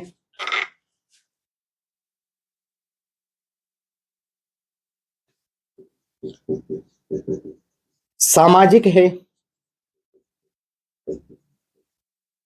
असामाजिक है? ठीक है, सामाजिक है, ठीक है, समाज विरोधी है, या तटस्थ है, न्यूट्रल। ठीक है, इसको बोलते हैं ए सोशल, इसको क्या बोलते हैं? ए सोशल। ठीक है, समाज विरोधी को बोलते हैं एंटी सोशल, इसको बोलते हैं सामाजिक को बोलते हैं सोशल, है ना? सामाजिक को क्या बोलते हैं? सोशल। सामाजिक को बोलते हैं सोशल, असामाजिक बोलते हैं अनसोशल ना, अनसोशल। इसको एंटी सोशल, ए सोशल। बताओ मेरे को, एक बच्चा अभी 2 घंटे 3 मिनट का है बस, क्या है वो? बोलो भैया, नैतिक तो डिसाइड ही नहीं कि नैतिक है कहते हैं, अनैतिक पता ही नहीं, कुछ भरोसा नहीं। बोलो क्या होगा फिर वो? तटस्थ होगा, सामाजिक होगा, असामाजिक होगा, या समाज विरोधी होगा? आप बोलोगे कि भैया वो सामाजिक होगा, क्योंकि वो समाज का हिस्सा नहीं, अभी तो निर्धारित ही नहीं है ना तो सामाजिक है भी कि नहीं है। हम सामाजिक उस बच्चे को या उस मनुष्य को बोलेंगे जो समाज के साथ समाज के नियमों का पालन करते हुए चलेगा, तो अभी तो उसको कुछ पता ही नहीं है, असामाजिक भी नहीं हो सकता। समाज विरोधी जरूरी नहीं अभी हो कि नहीं हो सकता बाद में हो जाए। वो अभी तटस्थ है, ए सोशल है। क्या है? ए सोशल है। क्लियर बात है ना? ठीक है, क्योंकि बच्चा पैदा होते से क्या होगा? ए सोशल ही होगा। अभी ना उसको ये पता कि समाज क्या है, अभी उसको ये तक नहीं पता कि मेरी माँ कौन है, बाप कौन है, क्योंकि 2 घंटे तक वो कहाँ है? हॉस्पिटल में। हॉस्पिटल में कहाँ है? ओटी में, ऑपरेशन थिएटर में, डॉक्टर के पास पड़ा है अभी तो उसको कुछ नहीं मालूम। फिर धीरे से वो समाज में आएगा, कैसी, कौन, उसके लिए समाज क्या है? फिर उसकी माँ, उसके पिता, वो समाज हो जाएगा। तो धीरे धीरे वो क्या होगा? अभी तो वो ए सोशल ही रहेगा, तटस्थ ही रहेगा, उसके लिए ना कोई समाज, ना कोई नैतिकता, ना कोई मूल्य, ना कुछ ना कुछ ना कुछ ना कुछ। खरगोश है अभी, ना बोल पा रहा है, ना कुछ कर पा रहा है, ना कुछ कर पा रहा है, बस पड़ा है, देख रहा है, अच्छा है ये हो रहा है, बात खत्म। तो अभी 2 घंटे 3 मिनट का है, अब बढ़ रहा है धीरे धीरे, धीरे धीरे वो क्या करेगा? समाज का हिस्सा होगा। अब क्यों, किस तरीके का हिस्सा बनेगा? वो उसके मूल्य, वो उसके नियंत्रण, वो उसके सोशल सिस्टम जो उसके आसपास बनेगा, ठीक है, वो उसके नियमों पे डिसाइड करेगा। आप उसके आसपास किस प्रकार के नियम बनाए गए, किस प्रकार का दृष्टिकोण उसको दिखाया जाएगा, उस पर डिसाइड करेगा, ठीक है, कि वो सामाजिक बने, असामाजिक बने, समाज विरोधी बने, नैतिक समाज का हिस्सा बने, अनैतिक समाज का हिस्सा बने, ठीक है, ठीक है, या समाज विरोधी रहे, ठीक है, या परमानेंट तटस्थ रहे, भाड़ में जाए हमारा समाज, कौन काई की समाज, मैं तो जा रहा जंगल में रहूंगा। एक बच्चा पैदा हुआ 2 घंटे 3 मिनट का ये बच्चा है, अभी इस बच्चे को ले जा करके मान लो तुमने डाल दिया कहां पे, जंगल के अंदर, क्या उसके लिए कोई समाज है? क्या उसने कभी लोगों को देखा? उसके लिए नैतिक, अनैतिक, सामाजिक, असामाजिक कुछ नहीं है उसमें, वो हमेशा ही ए सोशल रह जाएगा। रह जाएगा कि नहीं रह जाएगा? क्योंकि उसको कुछ पता नहीं चलेगा, ना उसके लिए कोई नियम है, ना उसके लिए कोई दृष्टिकोण है, ना उसके लिए कोई मूल्य है, कुछ नहीं है। क्लियर बात है ना? बोलो भैया। ठीक है, अब यहां पर उस बच्चे का सामाजिक परिवेश या आसपास का वातावरण, मैंने बोला ना वातावरण को अनुकूलित करने के बाद आसपास का जो उसका माहौल रहेगा वो डिसाइड करेगा, चलो नैतिक अनैतिक तो हटा दो, वो इस चीज को डिसाइड करेगा कि वो बच्चा सामाजिक बने या वो बच्चा असामाजिक बने, या वो बच्चा समाज विरोधी बने, या वो बच्चा तटस्थ बने। तटस्थ तो अभी है ही, खैर ठीक है, कि वो इन तीनों में से क्या बनेगा। सामान्य रूप से जब आप आतंकवाद पढ़ते हो ना, आतंकवाद जब आप पढ़ते हो तो इन बच्चों की माइंडसेट को इस तरीके से डेवलप कर दिया जाता है, इस वातावरण में उन बच्चों का पालन पोषण होने लगता है, ठीक है, इस वातावरण में तो उनको बोलते हो, जिसको आप एक शब्द बोलते हो ब्रेन वॉश, ठीक है, बुद्धि को बिल्कुल धो दिया, कचरा कर दिया, जबकि वो परिवेश का असर है, ठीक है। और ये आतंकवाद जब आप पढ़ते हो या आतंकी बनने की जो प्रकृति होती है, आतंकी बनने की जो प्रक्रिया होती है, उसमें ध्यान से देखोगे ना, जब मैं बताऊंगा पढ़ाऊंगा, कि 5 से लेकर के 15 साल तक के ही बच्चे आपको मुख्य रूप से दिखेंगे जो अपनी बॉडी पे बम लगाकर फट जा रहे हैं, ठीक है, जो बॉडी पर बम लगा के फट जाते हैं। और मैं ये भी नहीं कह सकता कि कोई धर्म नहीं होता, एक्चुअल में धर्म तो नहीं होता, ठीक है, लेकिन एक विशेष धर्म को क्या कर रहे हैं, एक विशेष धर्म को बदनाम ही तो कर रहे हैं ये लोग, ये समझ नहीं पा रहे हैं उस धर्म के लोग, ठीक है। आतंकवादी क्या कर रहे हैं, एक विशेष धर्म को बदनाम ही कर रहे हैं। तो जो आतंकवादी में ये आपको विशेष तौर पे देखेगा कि 5 से लेके 15 साल तक के ही बच्चे आपको दिखेंगे जिनको आसानी से क्या किया जा सकता है, मैनिपुलेट किया जा सकता है, ठीक है, आसानी से मैनिपुलेट किया जा सकता है और उनको समाज विरोधी बनाया जा सकता है। तो इस 2 घंटे 3 मिनट के बच्चे के आसपास का माहौल डिसाइड करेगा कि वो सामाजिक बनेगा। अगर वो बच्चा आज भारतीय संस्कृति में पैदा हो रहा है, ग्रामीण सभ्यता में पैदा हो रहा है, निश्चित रूप से वो सामाजिक बनेगा। कारण क्या है? देखो, बनेगा सामाजिक, नियंत्रण कितना आएगा वो उसकी प्रवृत्ति पर डिसाइड करेगा, वो आगे की प्रक्रिया है। लेकिन अगर वो ग्रामीण परिवेश में है तो वो सामाजिक उसके सामाजिक बनने की चांसेस ज्यादा है। अगर वो न्यूक्लियर फैमिली में है तो उसके सामाजिक, उसके असामाजिक या समाज विरोधी बनने के चांसेस ज्यादा है। तो समाज विरोधी मतलब 2 प्रकार के होते हैं, एक समाज से नफरत करने वाला और एक समाज में नहीं जाने वाला या समाज से दूर रहने वाला, ठीक है। तो जब आतंकवाद आप पढ़ते हो तो ये समाज से नफरत करने वाले, और नफरत में भी विशेष समाज के लोगों से नफरत करने वाले हो जाते हैं, ठीक है, समाज में भी एक विशेष समाज से नफरत करने वाले, और एक होता है समाज से दूर रहने वाला। कैसा? जैसे भाई हम कभी कभी जो है समाज विरोधी भी हो जाते हैं। कैसे हो जाते हैं?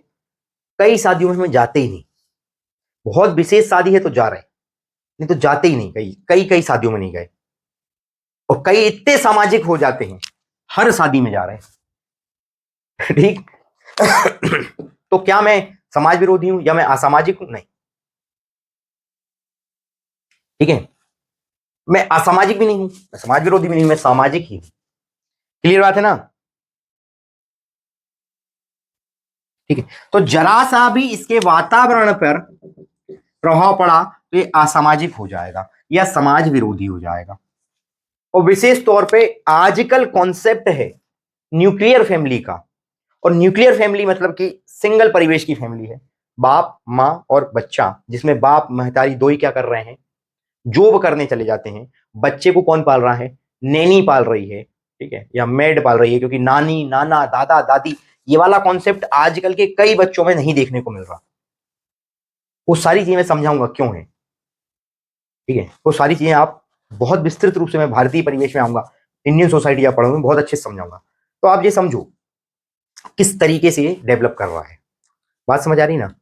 तो अगर परिवेश सही मिल गया, वातावरण ठीक मिल गया, नियंत्रण बराबर मिल गया, तो बच्चा पूर्णतः नैतिक बनेगा, सामाजिक बनेगा और बहुत योग्य बनेगा। लेकिन अगर जरा सा भी परिवेश खराब मिल गया, ठीक है, तो बच्चा क्या बनेगा? अनैतिक बन जाएगा, असामाजिक बन जाएगा, समाज विरोधी बन जाएगा, और हो सकता है वो तटस्थ का तटस्थ रह जाए। ठीक है, हो सकता है कोई चलने पल्ले माँ बाप कोई नहीं पहचान रहा, अरे कोई होएगा रे, नहीं मतलब दार्शनिक निकल जाएगा ना, भाड़ में जाए। या तो वो बहुत योग्य दार्शनिक टाइप का निकल जाएगा, और या वो कैसा बन जाएगा, पूरे ही भाड़ में जाए दुनियादारी, मेरे को कोई मतलब नहीं। ये दोनों परिस्थितियां बन सकती है, वो काय पे निर्धारित करेगी? उसके परिवेश पर, आसपास के वातावरण पर, आसपास के परिवेश पर। क्लियर बात आ रही है? ठीक है।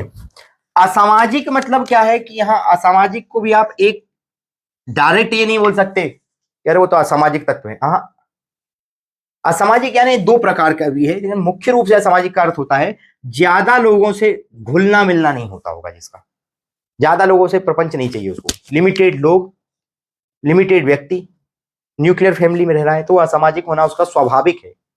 उसने आज तक अपने आसपास बस दो ही लोग देखे हैं। ठीक है, फर्स्ट जनरेशन है ये, आपके बाद की मतलब जेन जी ही होगी, बस जेन जी के बाद मेरे को नहीं लगता। जेन जी में भी कई लोग ऐसे होंगे जिनको ये नहीं पता होगा कि इनके दादा दादी कौन है, ठीक है, नाना नानी के बाद क्या रिश्ते होते हैं, बुआ कोई नहीं। एक बच्चा सबसे अच्छा वाला कहानी चल रही है, यही चल रही है ना, एक बच्चा सबसे अच्छा, उसको वो रिश्तों को क्या कर दिया है, खत्म। बुआ, अब उसकी बहन ही नहीं है, भाई नहीं है कोई, उसको बुआ चाचा वाले, अगले एक पीढ़ी को बुआ चाचा वाले कोई रिश्ते पता ही नहीं होंगे। बाप, बस बात खत्म। वो एक्चुअल में डैड, एक्चुअल में मॉम हो जाएंगे। तो ये चीजें कैसे घट रही है? उसका परिवेश उसको मिल रहा है जो उसको असामाजिक बना रहा है। सोशल मीडिया के ऊपर सामाजिक होना, ठीक है, और व्यक्तिगत रूप से सामाजिक होना, दोनों में विशेष अंतर है, ये चीज समझ लेना। ये इंटरव्यू का प्रश्न बन सकता है कि सोशल मीडिया के ऊपर जितने लोग सामाजिक दिखते हैं, क्या वो वास्तव में भी उतने सामाजिक हैं?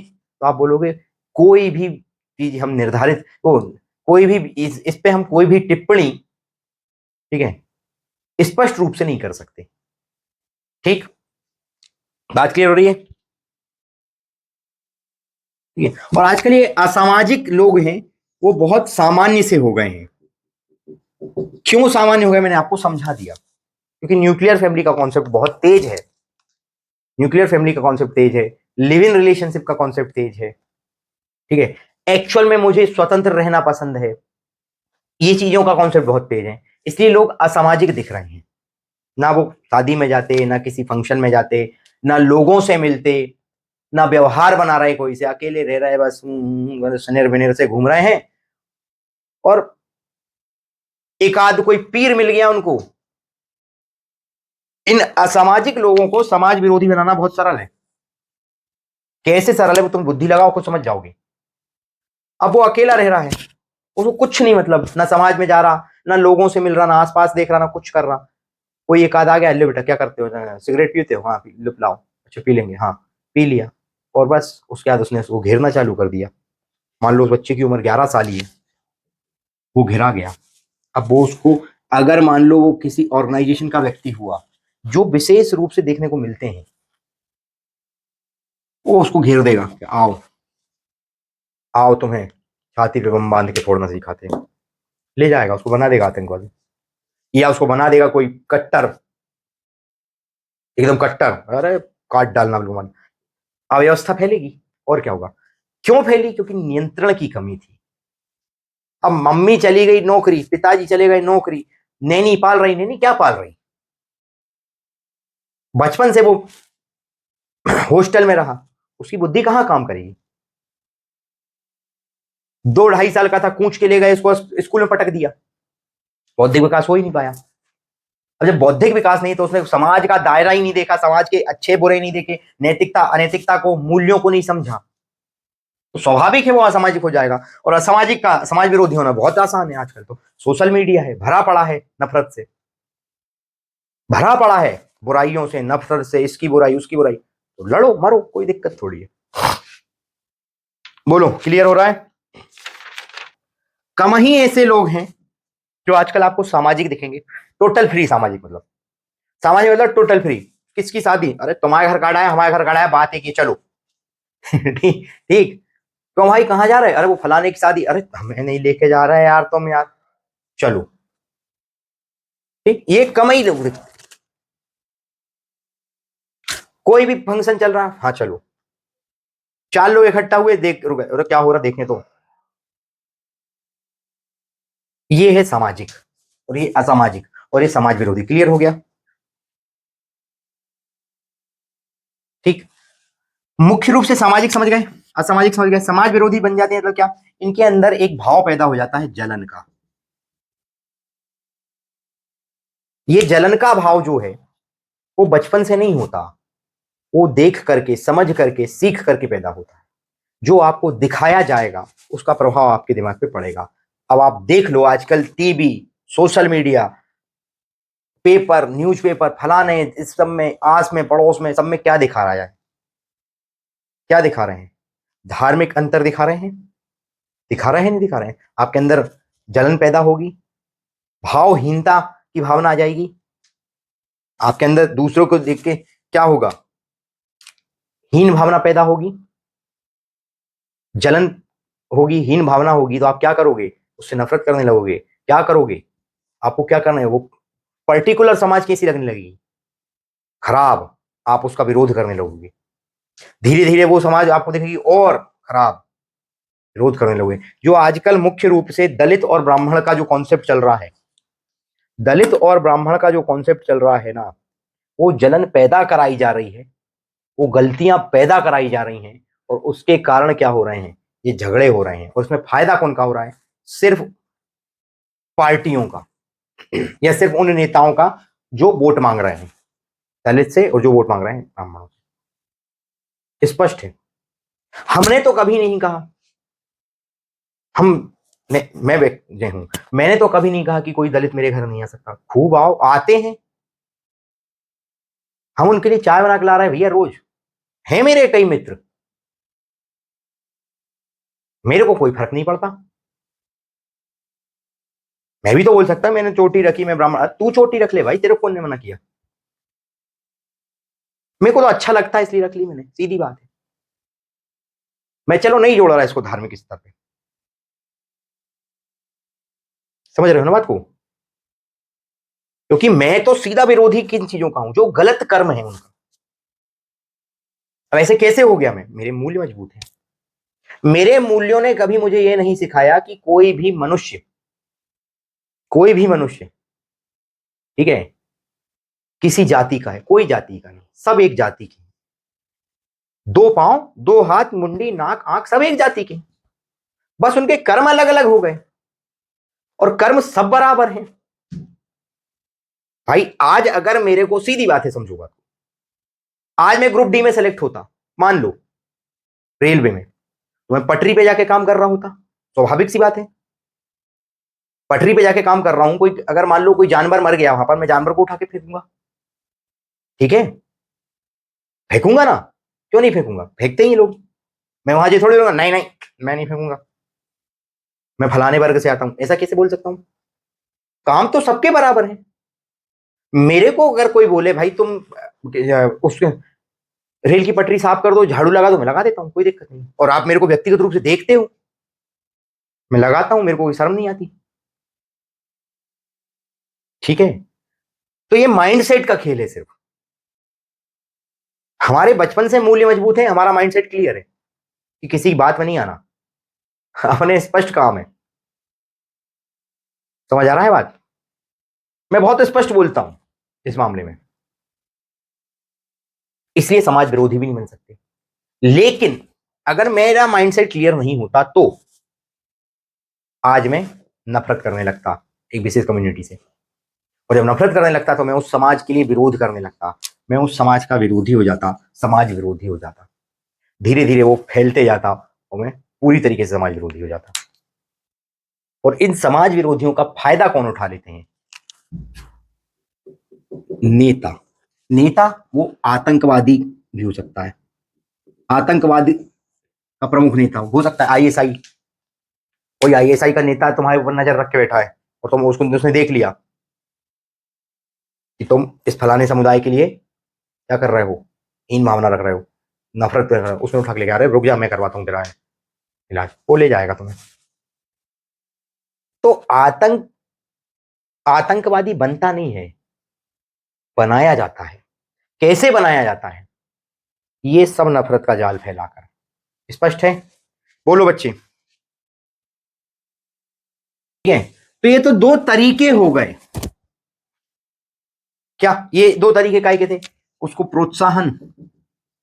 अब हम क्या करेंगे उसको सामाजिक बनाने के लिए? एक तो उसके आसपास का परिवेश ठीक करेंगे, उसको प्रोत्साहन देंगे या उसको दंड देंगे, उसको सजा देंगे, उसको बताएंगे, उसमें नियंत्रण कसेंगे कि भैया तेरे को सामाजिक प्राणी बनना है, तू समाज का हिस्सा है। नहीं आपने देखा किसी ने, किसी बच्चे ने किसी दूसरे अंकल के साथ बदतमीजी कर दी, उसके बाप ने उसको वहीं फटकार लगा दी, ए अंकल से बदतमीजी नहीं। उससे उसके अंदर एक भावना है कि हाँ भाई फलाने बड़े व्यक्तियों के साथ बदतमीजी नहीं करते, ये वो सामाजिक प्राणी बन जाएगा। या उसको अरे आपने तो बहुत अच्छा काम किया है, ताली बजाओ, प्रोत्साहित हो गया, वो अच्छा इंसान बन जाएगा। एक तरीका है। इसके बाद अपन ने दूसरा एक शब्द क्या देखा था? सामाजिकरण। वो समझते हैं। देखो मैं बहुत बारीक से बारीक स्थिति में ले जाके समझा रहा हूं, समझ पा रहे हो ना? अब अपन आते हैं सामाजिकरण। समाजीकरण है, समाजी नहीं, समाजीकरण। समाजीकरण यानी एक प्रक्रिया है।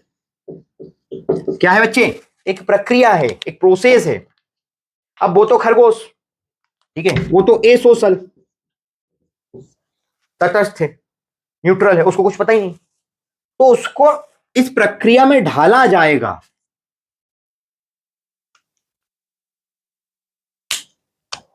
ठीक है, इस प्रोसेस में क्या करेंगे? ढालेंगे, उसको वैल्यू सिस्टम बताएंगे, उस पर नियंत्रण करेंगे। कैसे करेंगे मैं बता चुका हूं, कैसे करेंगे मैं बता चुका हूं। ये भी नियंत्रण ही है, लेकिन ये वाला नियंत्रण स्पष्ट दिखता है। ठीक है, समझ रहे? उसको इस प्रोसेस में डाल लेंगे। कैसे डालेंगे मैं बता चुका हूं। आपका सबसे पहला वैल्यू का पहला स्कूल क्या है? घर। घर में माँ बाप, माँ बाप आपको सिखाएंगे बेटा ऐसा करते हैं, ऐसा नहीं करते, ये सही है, ये गलत है। फिर आप धीरे से स्कूल पहुंचोगे। अब स्कूल में घर वालों ने बताया था कि झूठ बोलना पाप है, नदी किनारे सांप है। स्कूल में गए, आपको एक बहुत उजड़ टाइप का आपका दोस्त बन गया, क्या कह दिया, अरे कुछ नहीं होता, झूठ बोल ले, कुछ नहीं होता, आज तो दारू पी ले तो आप पी लोगे। लेकिन घर आने में डरोगे। मैं आपको बता चुका हूँ वाला उदाहरण भी, याद करो। स्कूल के बाद आप कहाँ जाओगे? समाज के अंदर। समाज मतलब कहाँ? आपके आस पड़ोस, चाचा मामा काका दादा नाना बुआ फूफा जी फलाना ढिकाना दादा और पड़ोसी अड़ोसी दुनियादारी, सब में घूमोगे फिरोगे। बाजार चले गए, मॉल चले गए, शादी में चले गए, हर प्रकार का व्यक्ति आपको मिलेगा। घर से तो आपको बहुत अच्छे संस्कार दिए गए थे। मान लो आप शादी में चले गए, शादी में कोई मिल गया, आपसे बोल दिया चलो गाली दो, आपने देना सीख गए। अब समाज के लोग क्या कहेंगे? इसके माँ बाप ने, अरे माँ बाप ने तो हमेशा अच्छी चीज सिखाई थी रे, तुम बाजू वाले भैया से सीख के आ गए, तुम फलाने शादी में जाके सीख के आ गए, स्कूल में जाके सीख के आ गए, तो उसका दोष माँ बाप पे क्यों? हर माँ बाप ने अपने बच्चे को बहुत अच्छे संस्कार दिए। इनको आप बोलते हो संस्कार, यहां से पैदा हुए हैं और ये बहुत अच्छे हैं। हर माँ बाप अपने बच्चे को अच्छे संस्कार देता है, हर माँ बाप, यानी हर माँ बाप, कोई दूसरा नहीं, सब। ठीक, तो यहां से वो प्रोसेस चालू हुई है, कहां से? घर से, माँ बाप। तो ये सामाजिकरण का हिस्सा है। ये वैल्यू सिस्टम को मजबूत कर रहे हैं। बात समझ आ रही है बेटा? ठीक है। और क्या है इसके इस प्रक्रिया में शामिल? आजकल film, TV, mobile, Instagram, Facebook, ठीक है, समझ रहे हो, ट्विटर, ये सब आपके सामाजिकरण का प्रक्रिया है, आपको सामाजिक व्यक्ति बनाने की प्रक्रिया है। लेकिन समस्या तुम्हें मालूम ही है क्या है? सब नफरत, द्वेष, प्रेम, हर प्रकार की चीज इस पे देखने को मिल रही है। आपका माइंड जो एक्सेप्ट कर ले। घर वालों ने तो अच्छे संस्कार दिए ना, आपने लेकिन टीवी पे देख लिया कि वो फलाने वाले व्यक्तियों को क्या करना है, गाली देना चालू कर दिया। घर वालों ने तो तुमसे नहीं कहा था। बात समझ आ रही है? बोलो भैया।